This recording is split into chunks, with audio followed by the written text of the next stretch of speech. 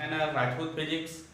आप लोग के कमेंट्स के कारण मैं आज केमिस्ट्री का भी क्लासेस चालू कर रहा हूँ। बहुत सारे स्टूडेंट का डिमांड था कि केमिस्ट्री भी पीरियड लिया जाए, तो चलिए आज स्टार्ट करते हैं केमिस्ट्री। 12th केमिस्ट्री स्टार्ट करते हैं कोऑर्डिनेट कंपाउंड से।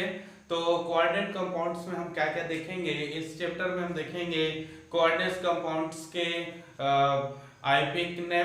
आईपीसी नाम देखेंगे, सॉल्ट के बारे में हम जानेंगे। तो आज हम स्टार्ट करते हैं सॉल्ट के बारे में। तो चलिए, सॉल्ट या लवण क्या होता है?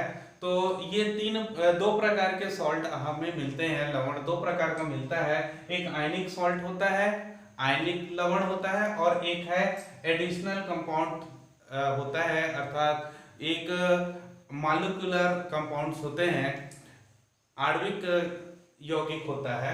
तो ये दो प्रकार के सॉल्ट हमारे पास आता है। तो आयनिक सॉल्ट जैसे हम जनरली जो खाते हैं नमक NaCl, वही आयनिक सॉल्ट में आता है, क्योंकि इसका जो बंध होता है आयनिक बंध से बंधे होते हैं। तो बंध के बारे में बताऊं तो इससे पहले तीन प्रकार के बंध आप पढ़े होंगे। एक है आयनिक बंध, सहसंयोजक बंध और उपसहसंयोजक बंध। तो यहाँ पर इस चैप्टर में उपसहसंयोजक बंध के बारे में हम डिटेल से पढ़ेंगे। तो आयनिक बंध क्या होता है? दो विपरीत आयन एक दूसरे से अट्रैक्ट होकर बंध जाते हैं, कठोर बंध से बंधे होते हैं, उसको आयनिक बंध कहलाता है। सहसंयोजक बंध वे बंध होते हैं जिसमें जो दो तत्व हैं वो अपने इलेक्ट्रॉन का साझा करते हैं। खासकर कार्बन के जितने भी तत्व होते हैं वो सहसंयोजक बंध बनाते हैं, जैसे मीथेन, एथेन, प्रोपेन, ब्यूटेन, ये सब क्या है? सहसंयोजक बंध बनाते हैं।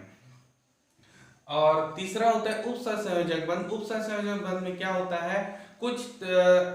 कुछ जो परमाणु या आयन या कोई समूह, क्रियात्मक समूह, वो अपने एकांकी इलेक्ट्रॉन युग्म किसी धातु को दे देता है, धातु आयन को दे देता है। तो उसके कारण वो दे देता है, लेता नहीं है, तो उसको कहेंगे उपसहसंयोजक बंध। तो हम यहाँ पर उपसहसंयोजक बंध के बारे में पढ़ेंगे। तो सबसे पहले देखते हैं आयनिक सॉल्ट। आयनिक सॉल्ट क्या होता है? जैसे जनरली धनायन और ऋण आयन के अट्रैक्शन के कारण जो सॉल्ट बनता है उसको हम आयनिक सॉल्ट कहेंगे। सामान्य नमक NaCl के बारे में आप तो डिटेल से जानते हैं। अब इस चैप्टर का मुख्य है एडिशनल कंपाउंड सॉल्ट। तो एडिशनल कंपाउंड यानी योगशील यौगिक के बारे में पढ़ेंगे या मॉलिक्यूलर यौगिक के बारे में पढ़ेंगे। तो इसमें क्या होता है? दो अलग अलग यौगिक, दो या दो से अधिक अलग यौगिक को हम मिला देंगे तो एक निश्चित बंध से बंध कर वो एक योगात्मक यौगिक बना लेता है। तो उसको हम कहेंगे एडिशनल कंपाउंड या योगशील यौगिक कहेंगे। जैसे इसमें दो प्रकार आता है। पहला है डबल सॉल्ट यानी द्विक लवण, और एक आता है संकुल लवण या कॉम्प्लेक्स सॉल्ट। तो द्विक लवण में देखें तो इसके अंतर्गत क्या होता है कि दो अलग अलग, जैसे एग्जांपल के मोहर लवण को देखते हैं। मोहर लवण में एक फेरस सल्फेट जो ब्लू कलर का होता है, इस प्रकार से ब्लू कलर का एक सब्सटेंस है फेरस सल्फेट, और ये व्हाइट कलर का सल्फेट। इन दोनों को अगर हम मिला दें, दोनों को मिक्स कर दें, तो ये मिक्सचर इस प्रकार से प्राप्त होता है जिसमें दोनों का गुणधर्म रहता है। यानी ऐसे एडिशनल कंपाउंड, ऐसे योगशील कंपाउंड जिसमें दोनों का गुणधर्म स्थायी रूप से रहता है योगशील होने के बाद भी, तो उसको हम द्विक लवण कहते हैं। या इसके विपरीत अगर हम कहें, अगर हम इसका जलीय विलयन बनाए तो इनके समस्त आयन जो है उस जलीय विलयन में प्राप्त होते हैं, यानी अलग अलग आयनों में विभक्त हो जाते हैं। जैसे एग्जांपल के तौर पर इसको हम कहते हैं, जैसे मोहर लवण बनेगा FeSO4 plus NH4 2SO4 plus 6H2O, ये मिलकर क्या बना लेगा? मोहर लवण बना लेगा FeSO4 H2 NH4 2SO4 6H2O। तो इस प्रकार से देखिए योगशील ये कहलाता है द्विक लवण। ठीक है, द्विक लवण में अगर हम इसका जल विलयन करें, जल वियोजन कर दें, तो जल वियोजन करेंगे यानी जल में अलग अलग कर दें, तो ये अपने आयन जैसे Fe2 आयन, NH4 आयन और SO2 SO4 आयन। इस प्रकार से ये अलग अलग आयन या मॉलिक्यूल्स आपको मिल जाएंगे। जल वियोजन करेंगे तो उसको हम कहेंगे द्विक लवण।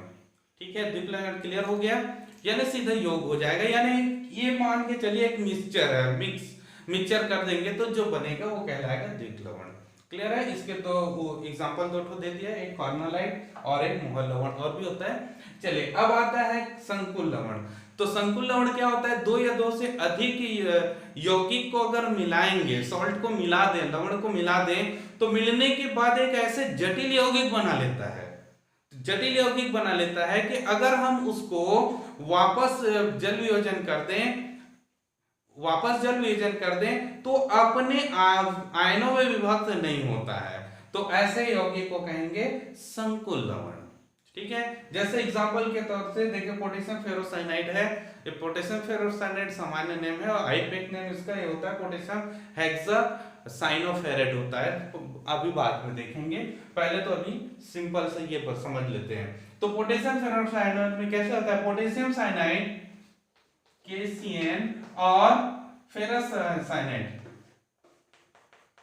इन दोनों का मिक्सचर कर दें, इन दोनों को मिला दिया जाए तो आपको बनेगा पोटेशियम फेरोसाइनाइड। पोटेशियम फेरोसाइनाइड बन जाता है। इसको हम कहेंगे संकुल लवण या कॉम्प्लेक्स सॉल्ट। क्लियर हो गया दोनों। तो सीजी बोर्ड या अन्य बोर्ड में इन दोनों में बहुत डिफरेंस हमेशा पूछा जाता है। तो यहां से 3 या 4 नंबर के प्रश्नों में डिफरेंस पूछा जाता है दोनों में। द्विक लवण और संकुल लवण में अंतर लिखिए। तो कैसे अंतर लिखेंगे, तो सबसे पहले इसका डेफिनेशन देंगे।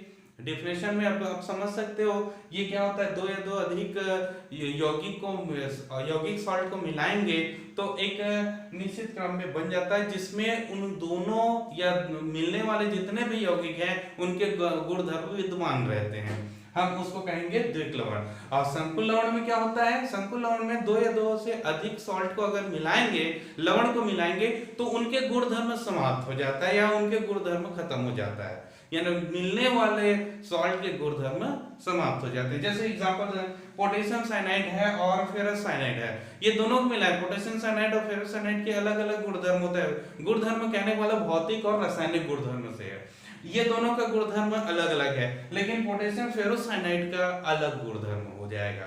तो इस प्रकार से मिलने के बाद इस अपने गुणधर्म को खत्म कर देता है, तो इसको हम कहेंगे संकुल लवण।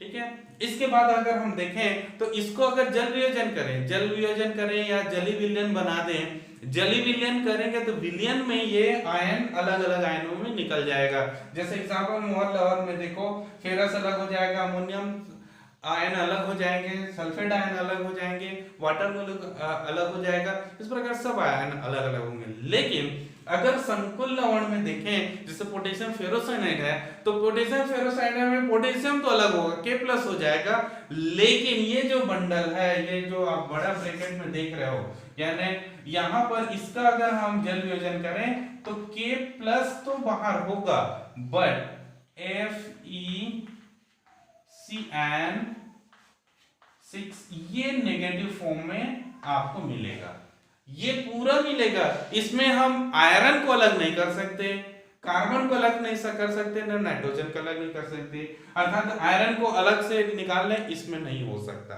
ठीक है, तो नॉर्मल टेम्परेचर प्रेशर में तो नहीं हो सकता, इसके लिए एक्स्ट्रा एफर्ट देना पड़ेगा, ना अतिरिक्त ऊर्जा देना पड़ेगा, तब ये टूटेगा, है ना। तो एक इसमें डिफरेंस ये भी हो सकता है कि इसके लिए कम ऊर्जा में ये टूट जाता है, विलय हो जाता है, नॉर्मल टेम्परेचर प्रेशर में ये टूट जाएगा, लेकिन इसके लिए आपको एक्स्ट्रा एफर्ट यानी अधिक ऊर्जा देने की जरूरत पड़ेगी।